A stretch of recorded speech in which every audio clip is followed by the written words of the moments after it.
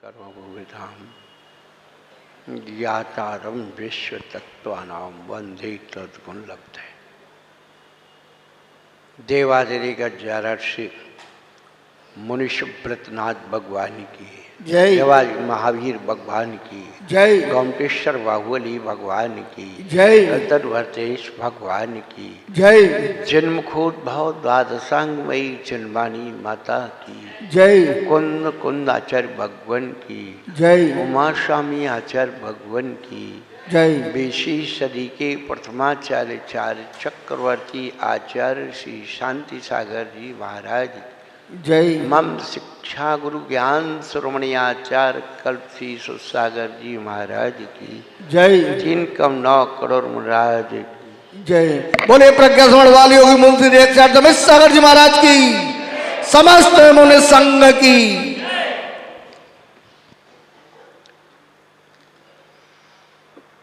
धर्मानुरागी भव्यात्माओं, पिछले दिनों से हम लोग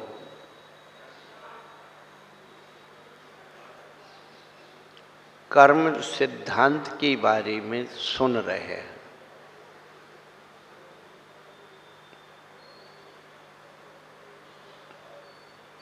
कर्म शब्द के अर्थ बहुत होते हैं। जो क्रियात्मक होता है उसे भी कर्म कहते हैं, और जो अज्ञात होता है, अदृश्य होता है, उसे भी कर्म कहते हैं। क्रियात्मक कर्म दिखता है, काय वांग मनः कर्म योगा सा आश्वा।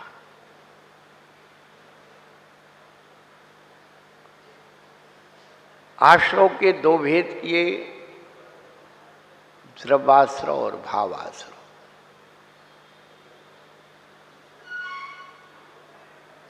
नाव में छेद है और छेद के द्वारा पानी आ रहा है। बिना छेद के नाव में पानी नहीं आ सकता।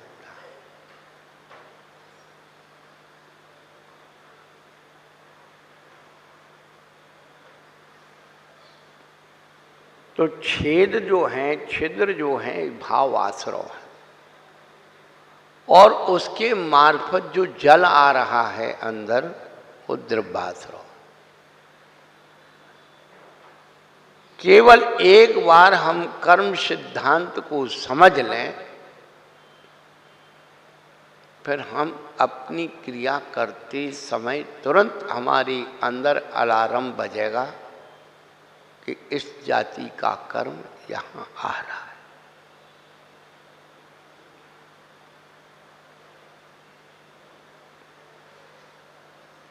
मन वचन काय की शुभता से पुण्य का आश्रय होता है, और मन वचन काय की अशुभता से पाप का आश्रय होता है।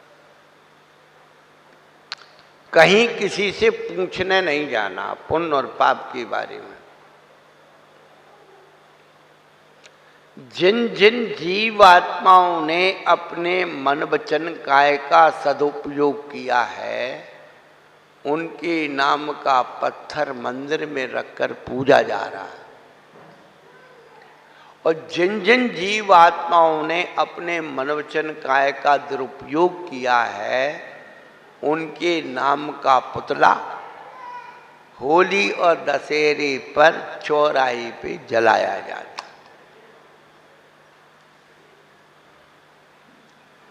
अब कौन से खाते में हम लोगों को अपना नाम लिखाना है, तैयारी कर लो।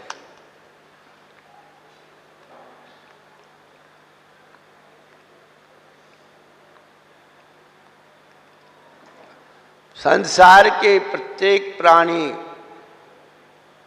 पुण्यम फलम इच्छन्ति, पुण्यम नेक्षन्ति मानवा, पापम फलम नेक्षन्ति, पापम कुर्वन्ति यत्नतः।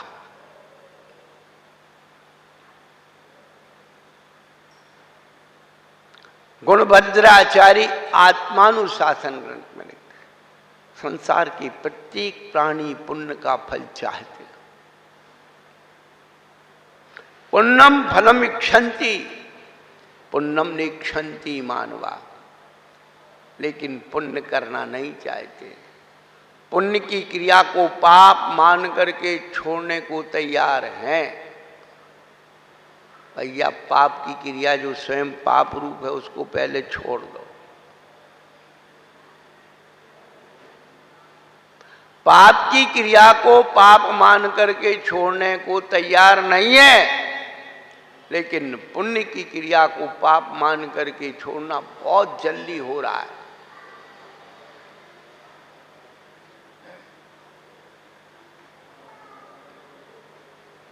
किसी ने कह दिया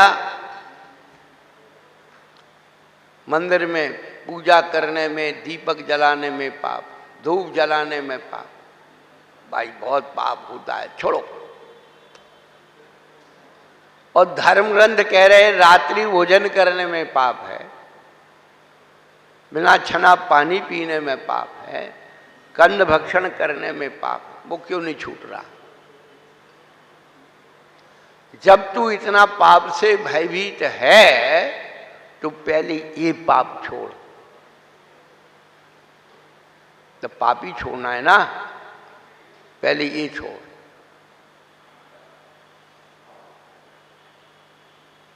जो लोग पाप और पुण्य की परिभाषा अपनी तरफ से बना रहे हैं, अपनी परिभाषा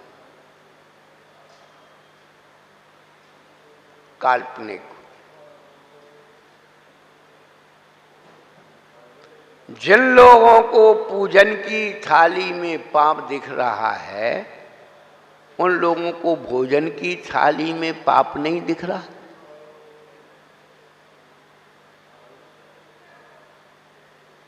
तू भोजन की थाली का पाप देख ले और पूजन करना छोड़ दे, फिर कोई जरूरत नहीं है पूजा करने की। बिना पूजा करे ही भगवान बन जाएगा, ये गारंटी। भगवान बनने की शुरुआत भोजन शुद्धि से होती है। भील ने क्या त्याग किया था? कौवे का मांस। आप कोई छोटा छोटा व्रत करती हो तो क्या करती हो? उस दिन शुद्ध भोजन करने की बात करते। और भगवान बनने की शुरुआत जब भी होगी भोजन शुद्धि से होगी, चाहे इस जन्म से करो, चाहे अगले जन्म, चाहे अनंत काल बाद। पहला। दूसरा, हमारा करणान योग का ग्रंथ कहता है, कर्म कांड, चारों आयु का 9 कर्म, चारों आयु का 9 कर्म हमारा भोजन है, आहार।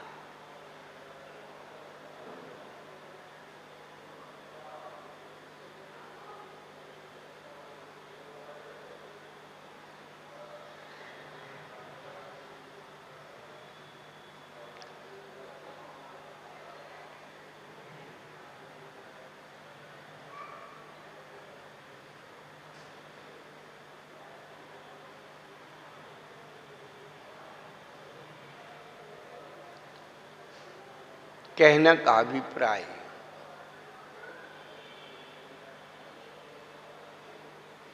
अपने मन वचन काय को शुभ में लगाओ।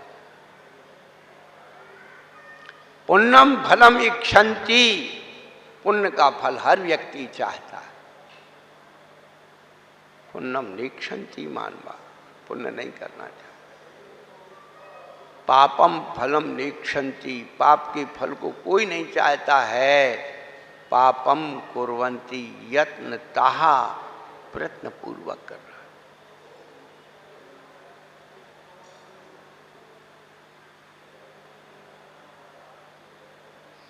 पूज्यपाद आचार्य भगवान ने पुण्य की परिभाषा सर्वार्थ सिद्धि ग्रंथ में लिखा, पुनाति आत्मानम पूयते अनैनवायति पुण्यम।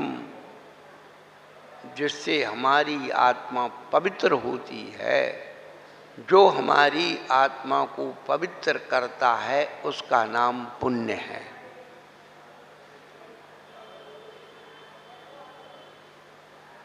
और पाप किसे कहते हैं? तो कहते पाति रक्षति आत्मानम स्वभात इति पापम। जो हमारी आत्मा को शुभ में जाने से रोकती है, शुभ से रक्षा करती है, उसे आचार्यों ने पाप कहा।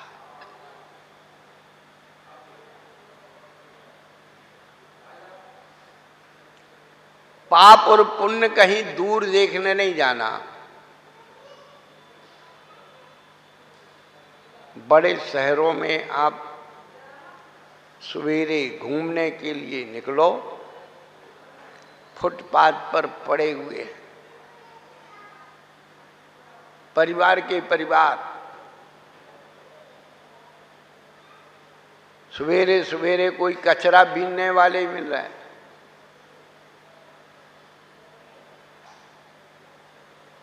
अपन वो तो नहीं है।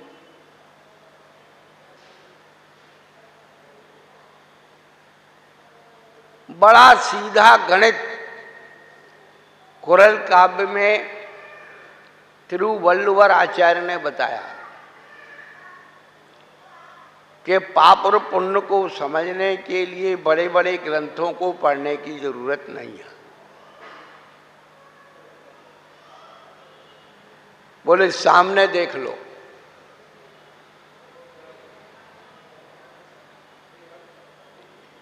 सामने डोली वाले जा रहे हैं, तो जो डोली उठा रहे हैं वो और जो डोली में बैठे हैं वो, किससे पूछना है?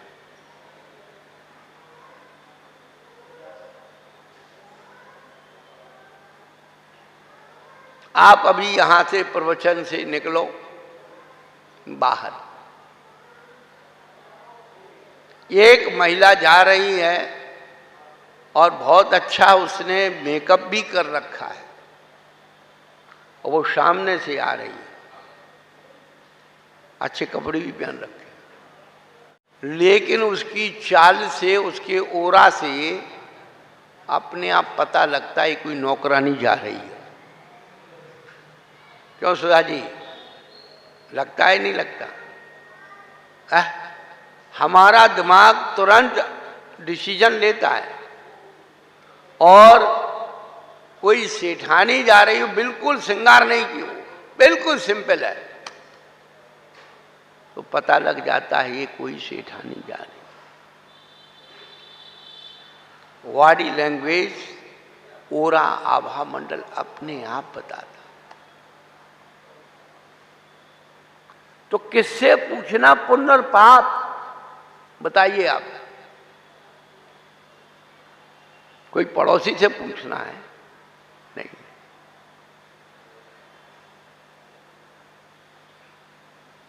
यदि हम सबके जीवन में पुण्य और पाप का श्रद्धान हो जाए, ईर्षा, द्वेष, कसाय, संकलित सब खत्म हो जाए।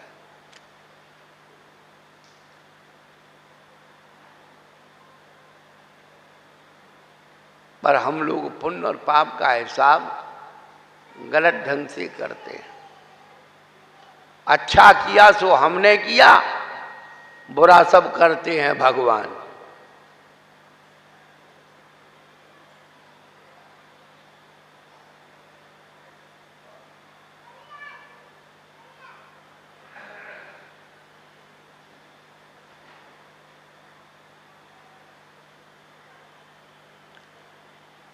अपनी करनी आप करे सिर औरन की धरता।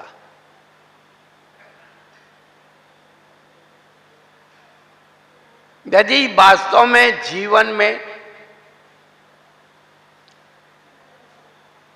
जीवन का आनंद लेना है, सुधा जी टिप्स दे रहा हूं,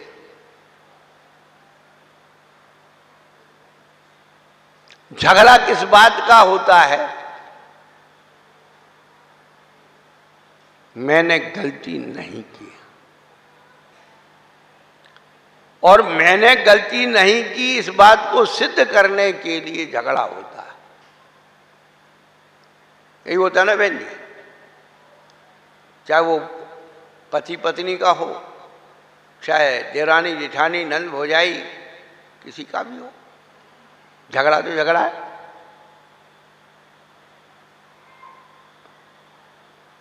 यदि एक बात सीख लें,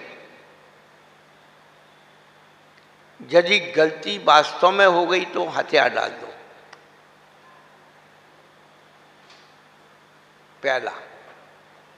और नहीं भी हुई, ठीक है, कभी कभी होता है, सामने वाले को गलत फहमी हो जाती है, तो हथियार डाल दो। नहीं गलती है तो अभी गलती मान लो, भैया मेरे से गलती हो गई, दूसरे की गलती अपने माथे ओढ़ दो। करके देखना आप, 6 महीने का ये प्रयोग करके देखो। हमारे आचार्य भगवंतों ने 6 महीना समय दिया। हम बहुत कई चीजों में सोचते हैं। अमृतचंद सूरी ने समयसार कलश में बहुत अच्छी बात, विरम किम परेणे कारिकोलाहलेने स्वयं अपि निर्भित्तासन पश्चडमाशमेका हृदय सरसी पुंसाम पुद्गलाद भिन्निधाम्नो ननु किमुपलब्धिर भाति किंचोपलब्धि। विराम ले, पर के कोलाहल से विराम ले, और 6 महीने तक तू उसका अभ्यास कर, 1-2 दिन में नहीं। फिर क्या उपलब्ध नहीं होगा? पुद्गलाद भिन्निधाम्नो, चेतन और पुद्गल का जो भिन्नता करण है वो तेरे अंदर अनुभूत हो जाए।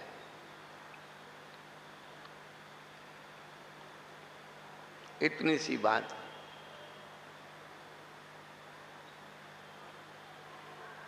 नहीं भी गलती है तो स्वीकार कर ले, भैया अब तू क्या सजा दे सकता है वो दे दे। तो जो गलती करने वाला है वो अंदर से हल जाएगा।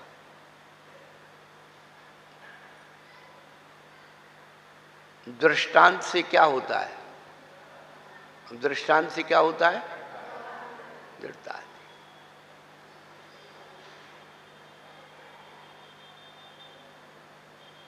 यदि किसी की गलती को बताना भी है, मोटिवेशन बता रहा हूं,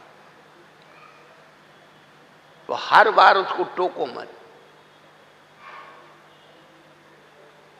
7 दिन उसको गलती करने दो,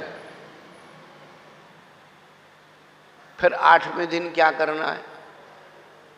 उसकी गलतियां नहीं गिनाना, पहले उसकी 10 अच्छाइयां गिनाओ कि देखो आप इतनी मेहनत करते हो, सुबह से उठे हो, आपने ये किया, ये किया, ये किया, बहुत अच्छा किया आपने।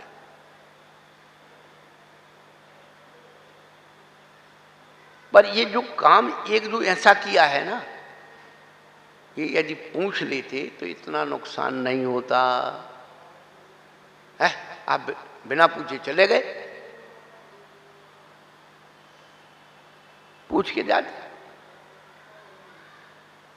हमका मना कर रहे थे। और कभी कभी आपको 10 बार कह दिया जाने का, वो किसी कारण से एक बार मना भी कर दिया, तो हम लोग जो है वो 9 बार का कार्यक्रम भूल जाते हैं, वो एक पकड़ लेते हैं। ये छोटे छोटे टिप्स हैं। चाहे पत्नी को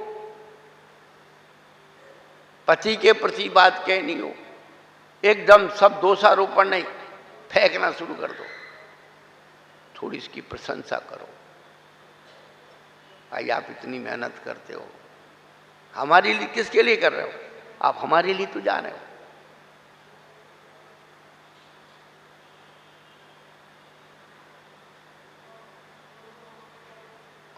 कहाँ देख रहे हो? इतनी ये छोटी छोटी बातें मन के महल को धो देती। हमारे पास भी बहुत यही आते हैं, महाराज हम रात दिन काम करते हैं, हमारे आदमी को भी प्रशंसा, हमारा परिवार कोई प्रशंसा नहीं करता है, सारा काम करते हैं और कोई प्रशंसा करने को राजी नहीं है, इनको खटते रहो, नौकरानी बना रखा।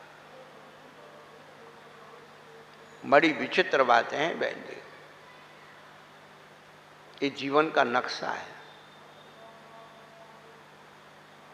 एक बहन जी की लड़की की शादी हो गई, लड़की की।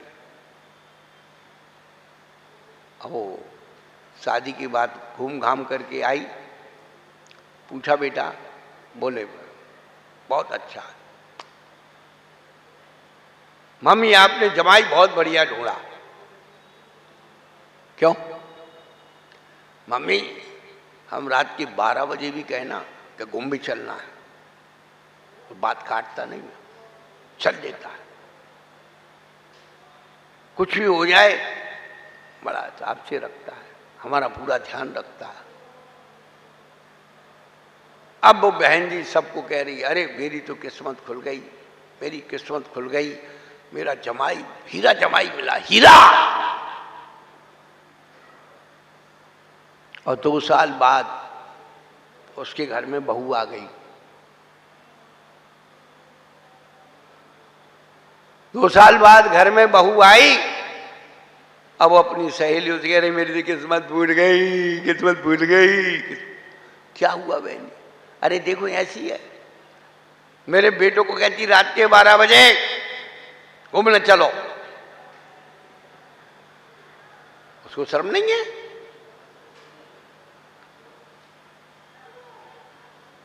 तेरी बेटी को जमाई रात के 12 बजे घुमाने ले जाए तो तेरी किस्मत खुल गई, और बहू ने यदि तेरे लड़के को कह दिया कि चल घूमने तो तेरी किस्मत फूट गई। समझ में आया सुधा जी? ये पॉइंट है आपके लिए, बहुत बढ़िया बढ़िया। हाँ,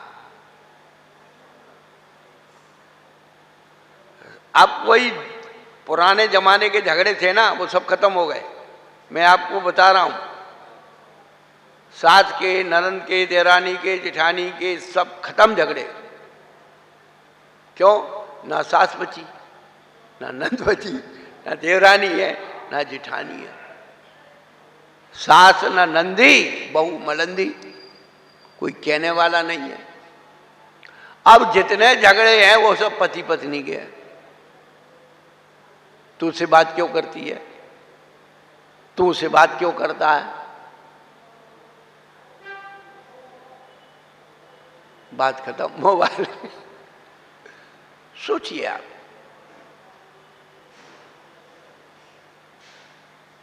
ऐसे ऐसे केस अभी हमें इस एरिया में 30 साल 31 साल हो गए घूमते, और 2-5 सालों में ऐसे केस आ रहे महाराज, आज शादी है वही है, कल तलाक हो रहा है, बन नहीं रही है, झगड़ा हो रहा है, क्या करें?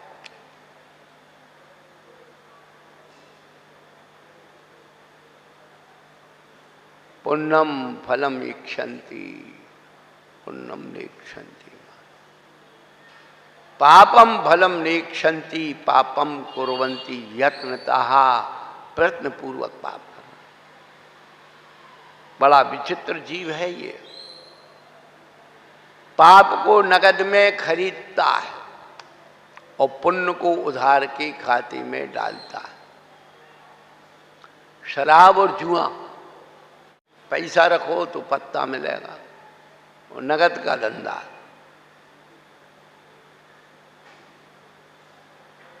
और शराब को खरीदने के लिए आप ठेके पे जाएंगे, जुआ खेलने के लिए काउंटर पे जाएंगे, और भैया पुण्य के लिए बेचारा वो दूध वाला आपके घर घंटी बजाता है, और महीने भर दूध पीते हो और महीने के बाद में उसका हिसाब करते हो। तो पुण्य तो उधार के खाते में, पाप नगद के खाते में जा रहा।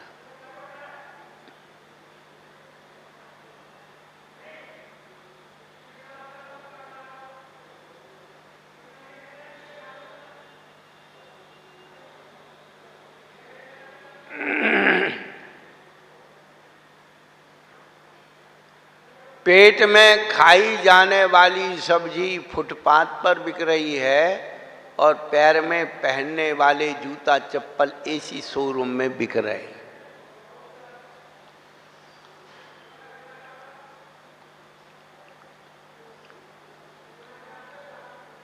कहने का तात्पर्य यही है कि जब तक हम लोगों के जीवन में और कुछ मत करो, पाप और पुण्य की परिभाषा को समझो। पुण्य कमाने के लिए भी पाप करना पड़ता है, ध्यान रखना।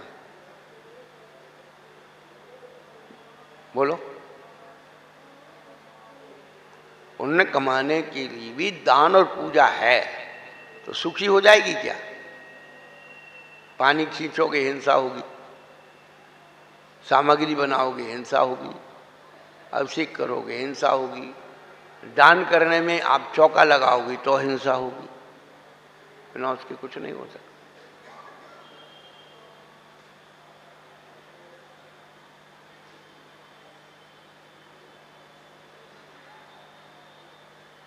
एक बात है,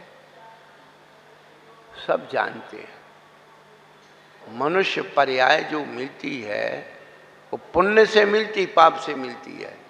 सुधा जी, पुण्य दय से मिली, पाप को दय से मिली? ईमानदारी से। हाँ, क्या बात। हाँ, मनुष्य पर्याय पुण्य कर्म के उदय से मिलती है, लेकिन मनुष्य पर्याय को पैदा करने की जो क्रिया है वो पुण्य की है या पाप की है? क्या मनुष्य पर्याय को उत्पन्न करने की जो क्रिया है वो पुण्य की है, पाप की है? सुधा जी, कहाँ गड़बड़ा गए?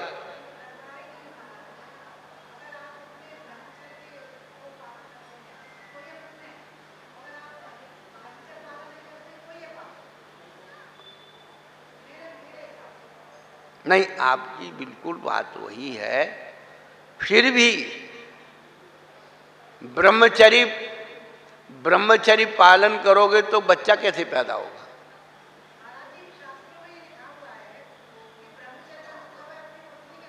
हाँ, बिल्कुल आप सही बोल रहे हैं, पर इनको तो समझाना पड़ेगा ना कि जो उसको जो है, आपकी जो पत्नी होती है, जो धर्म की साक्षी पूर्वक, पंचों की साक्षी पूर्वक, समाज की साक्षी पूर्वक लाई जाती है, उसको कहते धर्म पत्नी।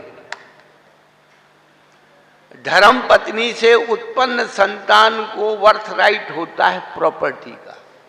तो पत्नी दो तरह की होती है, एक भोग पत्नी होती है और एक धर्म पत्नी होती है। क्रिया एक ही है, फल अलग अलग हैं। क्या एक लड़की भली समाज के लड़के के साथ चली जाए, भग जाए, संसार सुख भोगे, गर्भ धारण करे, संतान उत्पन्न कर ले, तो उसको कोई अच्छा नहीं मानता।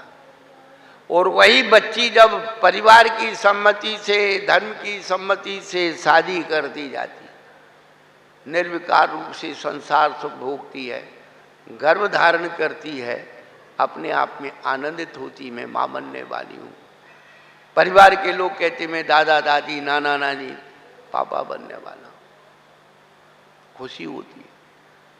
वो भाग के गई, संसार सुख भोगा, संतान उत्पन्न की, और वो उसने वही क्रिया की। इसको धर्म क्रिया कहा जाता है, उसको पाप क्रिया। ये काम पुरुषार्थ कहलाता है। क्या शादी, विवाह, संतान, ये काम पुरुषार्थ है।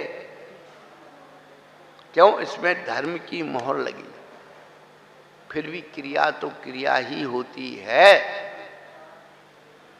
पाप की क्रिया ही कहलाती है। लेकिन आचार्य कहते हैं क्रिया तो पाप की है और फल पुण्य का है। खेती करते हैं, किसानी करते हैं, भी हल चलाते हैं, खेती की निदाई गुड़ाई करते, इतने जीव मरते हैं, बहुत मरते हैं। संसार में सबसे ज्यादा हिंसा चावल की खेती में होती कि नहीं होती बहन जी? पानी भरा रहता है, उसमें मच्छर, मैदा, केचुए, मछली, सब दुनिया पैदा होती और मरती। और जब फसल आती है तो सबसे ज्यादा शुद्ध आप चावल को मानते हो। गेहूं में इतनी हिंसा नहीं होती और अनाज को उत्पन्न में इतनी हिंसा नहीं होती। वो बंधुओं, दान और पूजा में हिंसा होती है। आचार्य कहती है सावध लेशो बहु पुण्य राशो। पुण्य की विशालता है उसमें। किसान जो है हिंसा करने के लिए खेती नहीं करता, अनाज को उपलब्ध करने के लिए खेती करता। अभी 2021 में 2 वर्ष पहले उदयपुर में सुखाड़िया विश्वविद्यालय के कुलपति एक संदर्भ में वहां आए थे। प्रसंग हुआ कि संसार में बहुत समस्याएं हैं, संसार में समस्याएं बहुत हैं।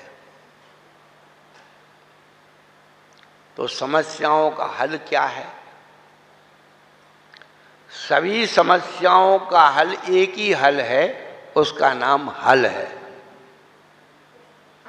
क्या?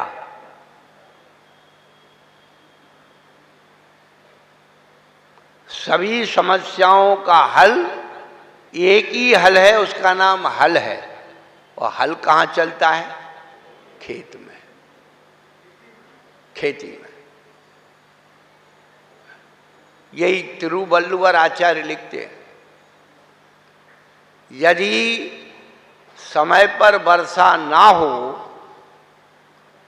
तो क्या होगा?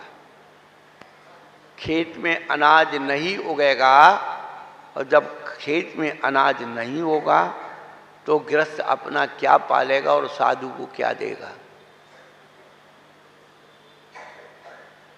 इसलिए आदिनाथ भगवान ने जब भोग भूमि से कर्म भूमि का परिवर्तन हुआ, लोगों के सामने समस्या आई, तो उन्होंने हल पकड़ा दिया। आदिनाथ भगवान के समय का स्लोगन था, नारा था, जैसे महावीर भगवान के समय का नारा जियो और जीने दो। आदिनाथ भगवान के समय नारा था कृषि करो या ऋषि बनो।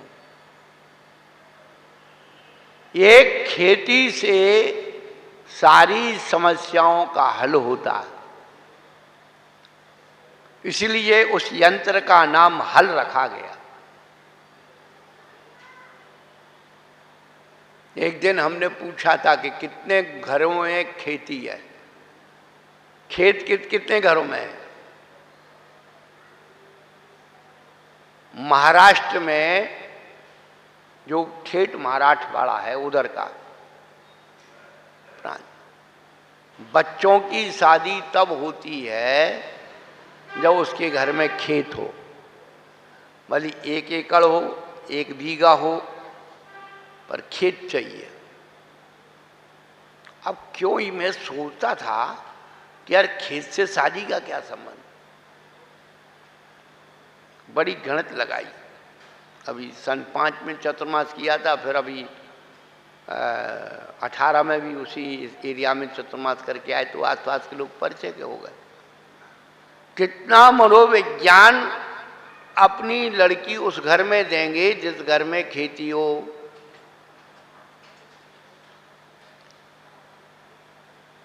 यदि लड़का निकम्मा निकल गया, कुछ नहीं कर रहा हो, तो कम से कम लड़की खेती करके कुछ तो कमा के खा लेगी। उस खेत में घास उगा करके और बेच करके और दूध की डेयरी खोल लेगी, गाय भैंस पाल लेगी, दूध बेच लेगी, उसके आजीविका का साधन तो हो जाएगा। तो जितनी चीजें हैं ये सब पूरा वित्त मंत्रालय भी खेती पर ही चलता है। अभी हम इतिहास की पुस्तक पढ़ रहे हैं, उस सब में वही बात आई है कि व्यक्ति का विकास यदि किसी चीज से हो सकता है, उसका नाम खेती है, कृषि है। सारे व्यापार उसी पर आधारित है। यदि खेत में कपास नहीं हो गए तो आप कपड़ा काहे का पहन लोगे, बोलो? खेत में अनाज नहीं हो तो रोटी गाय की खा लो।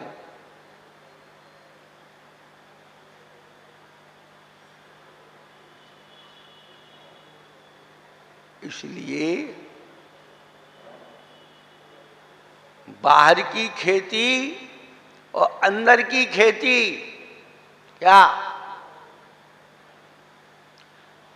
तुलसीदास जी कहते हैं, तुलसी काया खेत है, मनसा भयो किसान, पाप पुण्य दो बीज हैं, बोए सो ले निदान। जब अपनी फसल अपने ही कोई काटना है तो भैया बीज अच्छे बोलो। अब बोए पेड़ बमूल के, बोए बीज बमूल के, आम कहाँ थे पाए। जब बीज बोए जाते तो मिट्टी में मिल जाते, पता नहीं लगता है, और जब अंकुरित होते हैं तो बोया। तो कर्म का आश्रय होता है, तो कर्म को आश्रय करते हैं तो हंस हंस के करते हैं, और जब कर्म का उदय आता है तो रो रो के कर्म काटते हैं। तो सीधा सा गणित जीवन में लग लो कि जब अपनी फसल अपन को ही काटना है तो भैया थोड़ा धैर्य से अपने मन को समझा लो। बहुत बड़ा काम नहीं करना, मन ईमानदार और इंद्रियां समझदार कर लो, सारी तपस्या हो गई। मन बेईमान है, इंद्रियां बदमाश हैं, कितना ही आप पूजा कर लो, कितना ही तपस्या कर लो, कुछ नहीं होने वाला।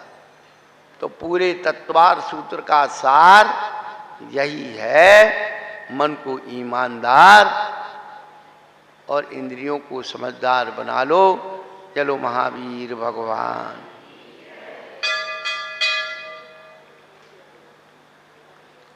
श्रद्धा हो जब जिन